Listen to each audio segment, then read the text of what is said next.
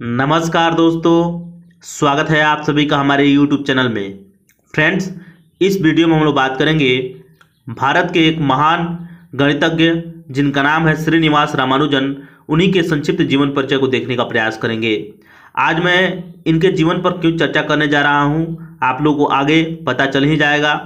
Friends, आप लोगों को मैं बता दूं कि इनका जन्म ऐसे समय में हुआ था जब भारत गुलामी की बेड़ियों में जकड़ा हुआ था, यानी यहाँ पर अंग्रेजों की हुकूमत चल रही थी। उसी दौर में इनका जन्म होता है और ये अपने हुनर का, अपनी काबिलियत का लोहा पूरी दुनिया को मनवाया। इनके काबिलियत के आगे ब्रिटिश सरकार भी झुकने को मजबूर हुई थी। तो ये सारी चीज़ें समझने का प्रयास करेंगे। तो चलिए शुरू करते हैं। सबसे पहले देख लेते हैं फ्रेंड्स की चर्चा में क्या है। आखिर में मैं इनके जीवन को लेकर आज चर्चा क्यों कर रहा हूं। तो आज फ्रेंड्स इनका डेथ एनिवर्सरी है। देख लीजिए यहाँ पर अनंत की खोज करने वाले महान गणितज्ञ श्रीनिवास रामानुजन की आज 102वीं पुण्यतिथि है, यानी इनकी डेथ एनिवर्सरी है। ध्यान में रखिएगा।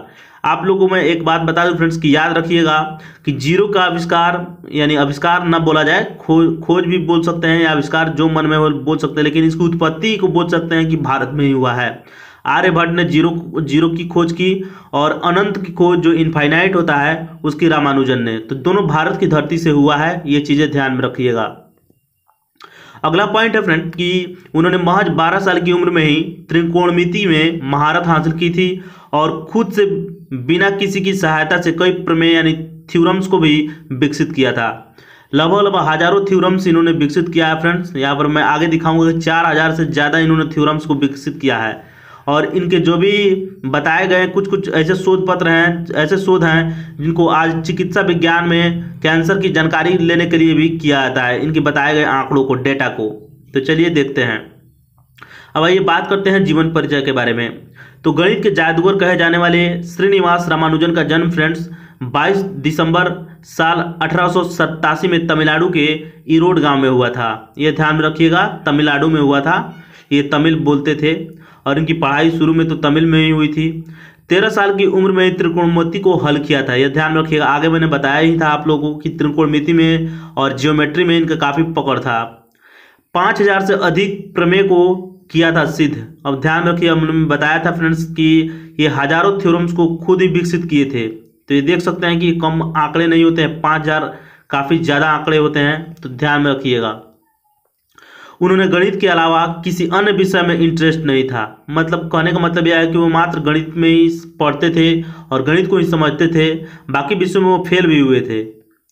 महान गणितज्ञ के साथ ऐसा भी हुआ था कि 11वीं की कक्षा में गणित को छोड़कर बाकी सभी विषयों में फेल हो गए थे। आप समझ सकते हैं कि गणित से इनको कितना लगाव था कि उसे ही ये पढ़ते थे बचपन से ही।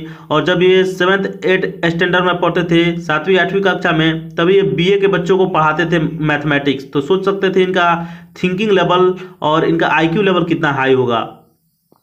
इसके बाद साल 1911 में रामानुजन का प्रथम शोध पत्र बर्नौली संख्याओं के कुछ गुण शोध पत्र journal of Indian mathematics society में प्रकाशित हुआ। यह ध्यान में रखिएगा, किस पत्र में, तो journal of Indian mathematical society. यह पत्र को याद रखिएगा, पूछा जा सकता है। या आप लोग जब भी जीवनी इनके बारे में लिखिएगा तो आप बोल सकते हैं। इसी बीच लेटर के जरिए रामानुजन ने कुछ फॉर्मूले कैम्ब्रिज यूनिवर्सिटी के प्रोफेसर GH हार्डी को भेजे थे और GH हार्डी इतना अधिक प्रभावित हुए इनसे कि इन्हें लंदन बुला लिया। मतलब कहने का मतलब यह है कि रामानुजन लंदन गए और वहाँ पर भी दोनों मिलकर, यानी GH हार्डी और ये रामानुजन दोनों मिलकर काफ़ी ज़्यादा शोध पत्रों को लिखा, मिलकर के बहुत सारे मैथमेटिक्स में काम किए। और यहाँ तक कहा जाता है कि GH हार्डी इतना प्रभावित थे इनसे कि इनको 100 में 100 अंक दिए थे मैथमेटिक्स को, किसी काम को लिए। तो ध्यान रखिएगा, किसी कार्य को करने के लिए दिए थे, किसी थ्योरम को बनाने के लिए या शोध पत्र को उसे प्रकाशित करने के लिए। तो उनमें ये जो काम किए थे, इनके काम को देखते हुए 100 में 100 नंबर दिए थे, यानी 100 में 100। ये चीज़ें ध्यान में रखिएगा। तो GH हार्डी इनके लाइफ में काफ़ी अहम रोल अदा करते हैं। 1919 में ये भारत लौट आते हैं। इनको TB का बीमारी था फ्रेंड्स, ध्यान में रखिएगा, इनको TB का बीमारी था और उसी के चलते इनकी तबीयत थोड़ा ख़राब रहने लगी। तो ये भारत वापस लौट आए और 26 अप्रैल 1920 को इनकी मृत्यु हो जाती है, इनकी डेथ हो जाती है, यानी ये परमात्मा में विलीन हो जाते हैं।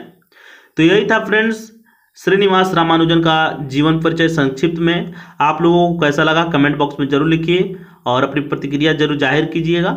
चलिए मिलेंगे फिर नेक्स्ट वीडियो में, और हाँ, चैनल को सब्सक्राइब जरूर करते जाइएगा। चलिए मिलेंगे नेक्स्ट वीडियो में। नमस्कार, धन्यवाद।